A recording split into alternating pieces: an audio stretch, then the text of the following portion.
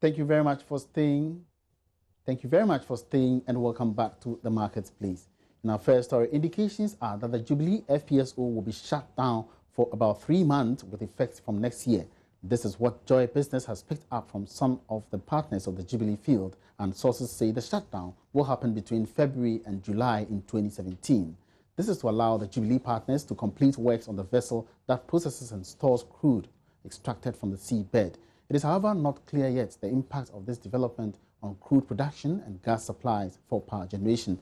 This is because managers of the 10 oil field say crude can be exported from the field possibly from July next year.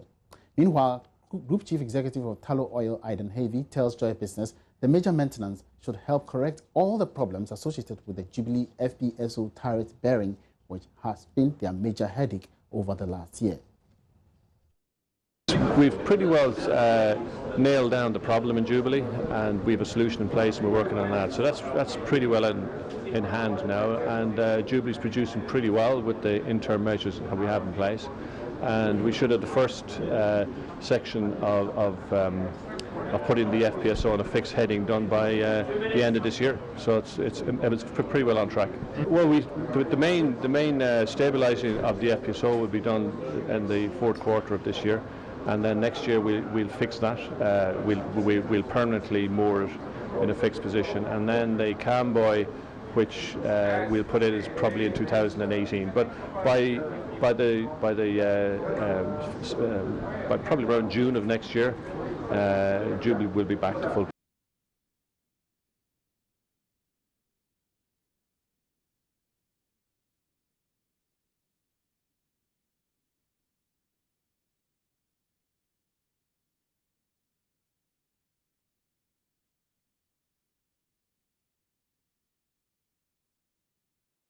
All right, so in other news, cost of living may not witness any significant increase in the coming weeks despite the upward adjustment in prices of petroleum products. This follows the decision by the Ghana Private Road Transport Union, GPRTU, not to increase fares. Sudden increases in the petroleum prices have ultimately reflected in the cost of living in the country. This is a Business Desk report. According to the GPRTU, there will not be an increase in prices because the between 4 to 8% jump in prices of petroleum products does not warrant an increase in transport fares. Some officials of the union have told Joy Business that fares cannot go up because the recent reduction in petroleum products actually wiped out any significant adjustment. Consumers can't be assured that fares will not go up anytime soon or as long as crude oil prices stay at the current levels. This should come as good news for managers of the economy because of its impact on inflation and the cost of living. However, some economists are of the view that even though it might come as good news for individuals, the same cannot be said for businesses. This is because a hike in petroleum products, which is the highest in recent times, could increase the cost of production for businesses. It could force some businesses to pass on their cost to individuals if they cannot absorb it.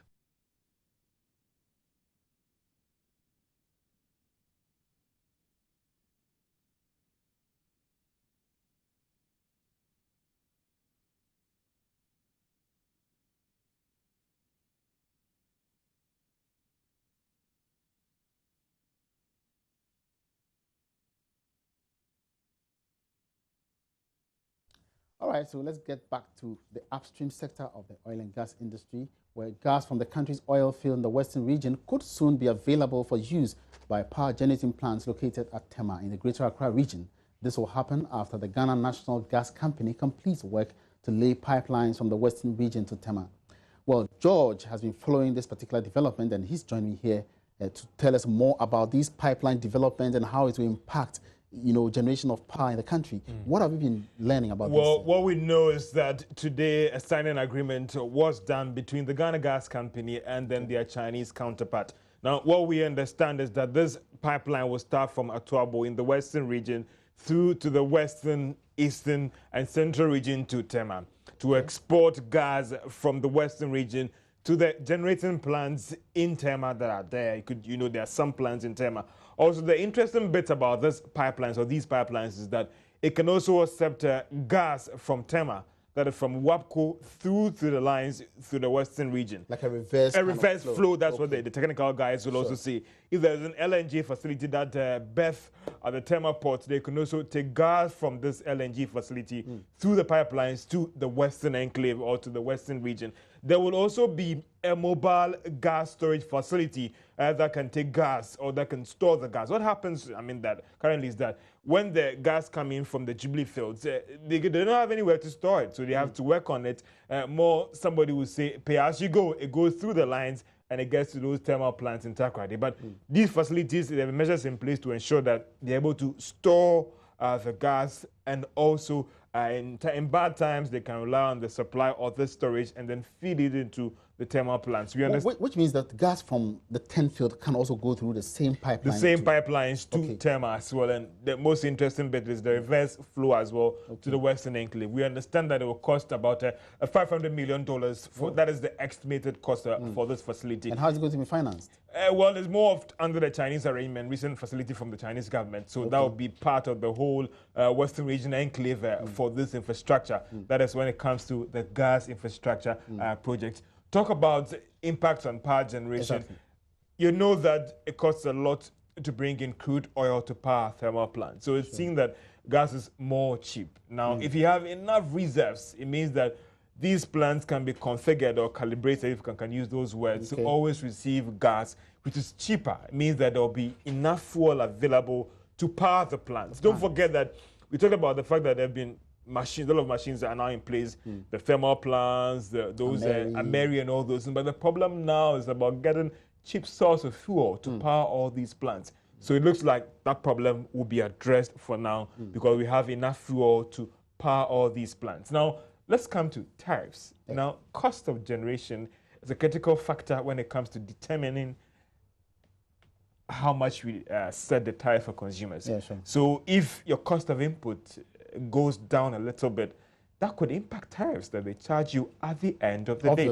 Let's also look at foreign exchange, dollars, that we use to finance the import of crude oil and even LNG. If you're getting it locally and the pricing is good, you can save some dollars that you always have to go around and look for, very expensive, and bring in this product. Now, what are the timelines? When do we start? We're looking at finishing it by the end of 2017 and we'll start in 2018. But let's come back to the question about what the shutdown of this Jubilee FPSO for 3 months would impact on overall power supply in the country and even generation. I was speaking to Dr. Joseph Poyanki, and he's been explaining to me that there's no cause, or he's been saying that there's no cause for alarm. Well, let's just get an excerpt of that interview with George Sipayanki.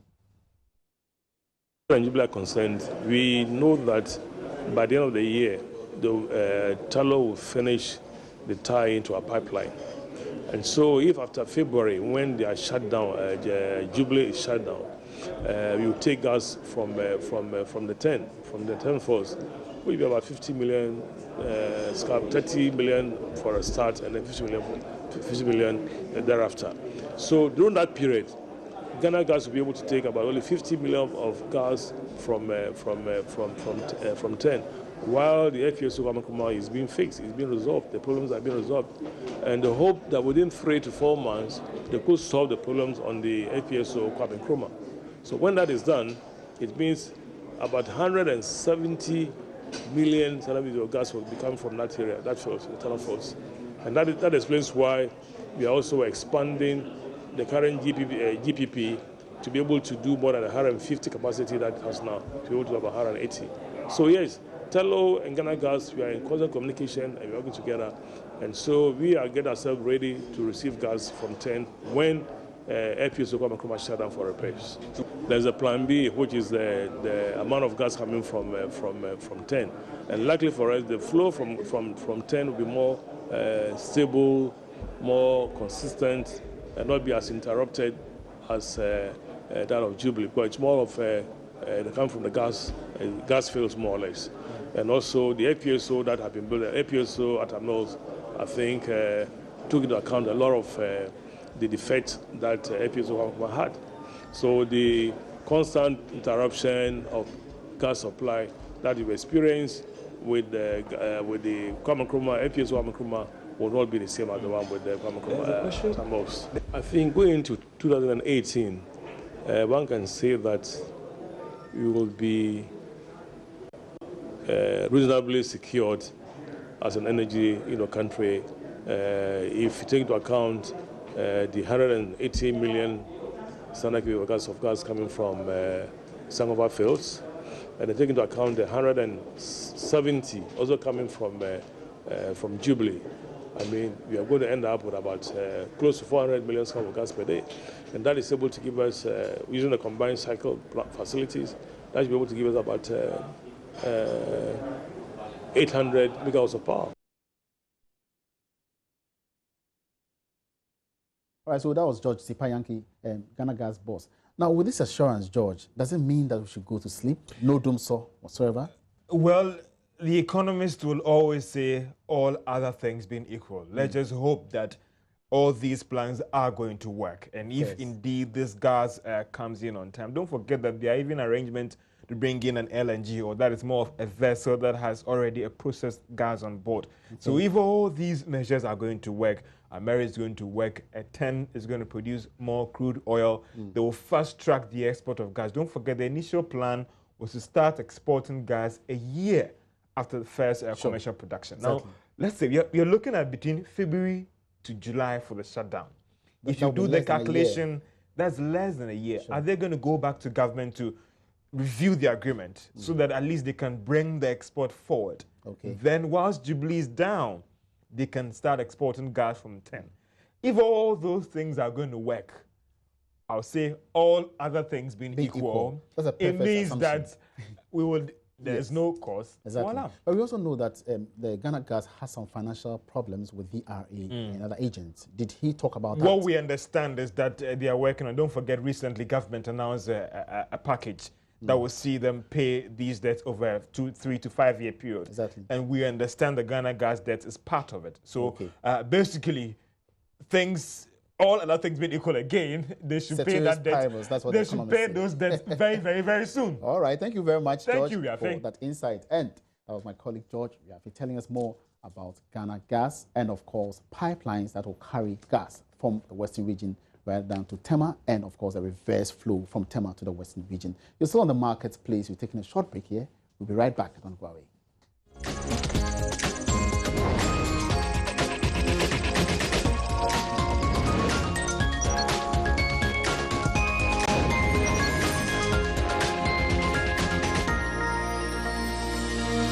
Thank you very much for staying and welcome back to the marketplace. Now, construction works to expand the Tema port are scheduled to commence next month. The $1.5 billion project will be financed by the International Finance Corporation, the private lending arm of the World Bank. Director of the Tema Ports, Jacob Adoko, disclosed this at the opening of the West African Ports Evaluation Seminar in Accra. According to him, the project comprises reclamation of about 100 hectares of land, construction of new passenger terminal, oil rig servicing and repair facility, new terminal container and breakwaters, among others. The project, expected to be complete by 2020, is the biggest investment from the IFC to the maritime industry in Ghana. The Tema Port's expansion works has become necessary due to the increase in volumes of trade over the years at the port. The expansion works will entail the reclamation of about 100 acres of land, dredging of future basin and access channel, construction of a new passenger terminal, 4-kilometer road network, oil rig servicing and repair facility, among others. Feasibility studies have already been conducted, while financing arrangements have been signed between the Ghana Ports and Harbours Authority, the Meridian Port Service as partner, and the International Finance Corporation of the World Bank. The director of Tema Port, Jacob Adoko, said the expansion works will enable Ghana's ports to receive larger vessels and also reduce congestion significantly. Looking at the structural position of the port, the key structure, we decided that we would dredge the port, and the port was dredged to 11.5. Currently, the port has reached its limit, its capacity limit. We cannot receive any vessel which is bigger or which is carrying a draft of more than 11.5 meters. And for that reason, we are thinking of where to go. And because of that, we have entered into partnership with our container terminal operator, which is the Meridian Port Services. After a very long discussion and negotiation, starting from 2012 to date, a 1.5 billion Tema port expansion plan is about to be unfolded. Sword will be cut on the 1st of October for the actual construction work to be done. Meaning that the preliminary, the feasibility, everything, every pre-construction activity has been completed. Finances have been obtained from the International Finance Corporation of the World Bank. Minister of Transport of Nigeria, Chibuike Rotimi Ameachi, noted that expansion works are very necessary in enhancing seaport trade at the sub-region. He cited some projects that Nigeria is also undertaking to improve trade. Just approved another proposal for private investors to build the Badagry seaport. The government is in negotiation with the Chinese firm to do the central rail line. The central rail line cuts across our natural resource, what people call the solid mineral. Ports also play a crucial role both in the exchange of goods within internal markets and in linking distant places. Because between Lagos and Kano, we have 30 million tons of cargoes to lift. Currently, we are doing below 200,000 in Nigeria. That's the real. The rest, we assume, go by road, and it's affecting business. The Tema Port expansion project, when completed by 2020, will be the largest port investment in the sub-region. Meanwhile, the Ghana Ports and Harbours Authority is to collaborate with the Ghana Railway Development Authority to redevelop the Western Railway line in the country to enhance transportation of goods and services. This will also enhance the transportation of goods to some European countries. The agreement, expected to be signed by the end of the year, will have the GPHA taking a concession from the Railway Development Authority on a public-private partnership basis. Director of the Tema Port, Jacob Adoko, disclosed this at the opening of the West African Ports Evolution Seminar. Railway Development Authority is a separate entity on its own, established by the laws of the country. So we are trying as much as possible to get a concession on the railway line, because as part of their functions, they can concession the railway line. So if they concession the rail line to us, we will look for, we will partner investors to work on the rail line for us. So we are waiting for a concessional agreement with Ghana Railway Development Authority. So how soon are we expecting this? The discussions are on, and maybe, because for the Takoradi, without the rail line, it's going to be a nightmare to move bauxite in large volumes, to move manganese in large volume to the port. For that reason, I would say by the end of this year, we should finish that collaboration. As we are developing the terminal, they could also start the building of the rail line. Now, away from that, the Upper West Regional Capital, WA, is not only noted for some commercial agricultural practices, but also known for the exclusive tourist attractions. In recent times, the Upper West region has attracted some major investments which are contributing to the transformation of the city. On the Joy Business Van later today, we will tell you the story of one such investor and entrepreneur, Stephen Mwenkara, who owns one of the most sought-after hotels in WA. Let's get a teaser. Stephen had never thought of being an entrepreneur, but growing up in a poverty-stricken environment, his determination in life was to succeed. I live in a very poor environment, to be honest with you. I mean, maybe getting a meal a day was always a challenge. I went to maybe some of the best schools, or Ananose was one of the best schools at the time. It's still the best school, right? And I went to tech, but all those years were challenging years because my father didn't have enough money to give me the kind of thing that I wish I had as a child. And so in me, I never told anybody, but I always wanted to make sure that one day I should give my children what my father couldn't give me.